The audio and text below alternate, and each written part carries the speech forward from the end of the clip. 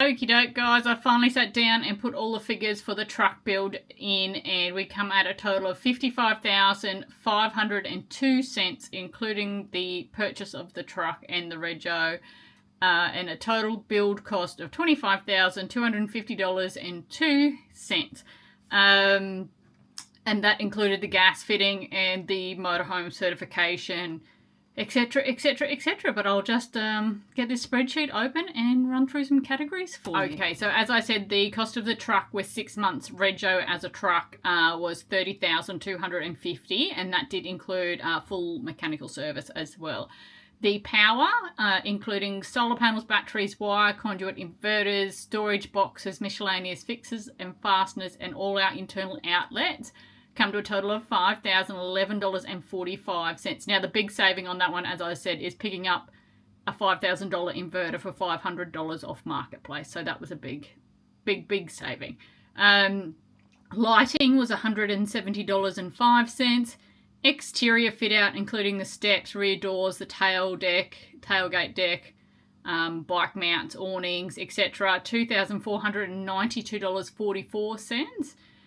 The gas, all done and fitted, including new gas bottles and mounts, was $928.86. The water system, including the hot water system, was $2,842.64. General interior fit out, $2,289.18. That did include $800 for spotted gum flooring.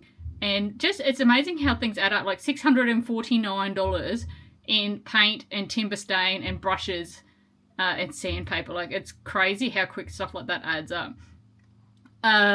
Appliances, we were finished about $2,200, but then we went and bought a diesel heater and a microwave as well. So appliances now $3,025, and that's the washer, an oven with the cooktop, the fridge freezer, the diesel heater, the microwave. So we're pretty pimped out on that front. The bathroom, $1,855.09. Because of the shower cubicle walls and the fuck-assing about with that product, just don't buy those acrylic sheets is my recommendation on that one. It cost too much and it just didn't fit well, and then the auxiliary costs in making that work once we'd committed to that was horrendous. Pre-bought cabinetry, or the kitchen cabinetry, $2,598.95, but we did have that big win there, saving about $750 by making our own door fronts and drawer fronts rather than buying the pre-bought Kabuta ones. So that was good.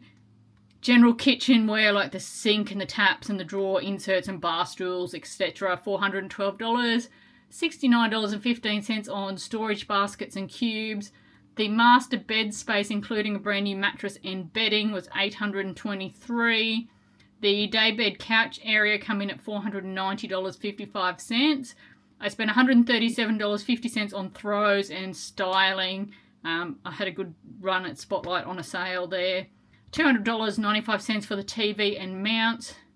Consumables, tape, screws, fasteners, sandpaper, $434.90.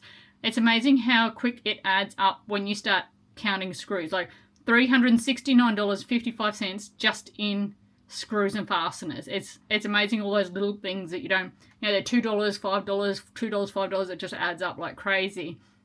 And then on other incidentals, we spent a total of $1,466.81, which is $165 for a spare tyre, $25 for a speaker, spare keys was $10, $45.50 for our weighbridge certificate. We did end up paying to weigh at the start, and then again to get our motorhome certification we had to pay for a proper RTA approved one for that. $149 for an Apple CarPlay unit. The Starlink Mount Mini come down to $267 because I sold our old Starlink, so I took that off the price. $21.80 in safety gear, $113.83 in specialist tools. We were really lucky to be able to use all my dad's tools that he had for all the woodwork, which made our life so much easier. $62.94 for a UHF antenna, $249 for the security system, camera system. $13.04 for the diesel heater mount, $34.99 for fishing rod racks, and $309.71 in freight and delivery. So that's that. Truck build all done, 25 grand, give or take. 40 days, 25 grand. Can't complain. Pretty cheap house, really. And so glad to be back on the road, and now just see how everything goes this week, and hopefully we're all done and dusted, although there will be teething problems, I am sure, as we go along.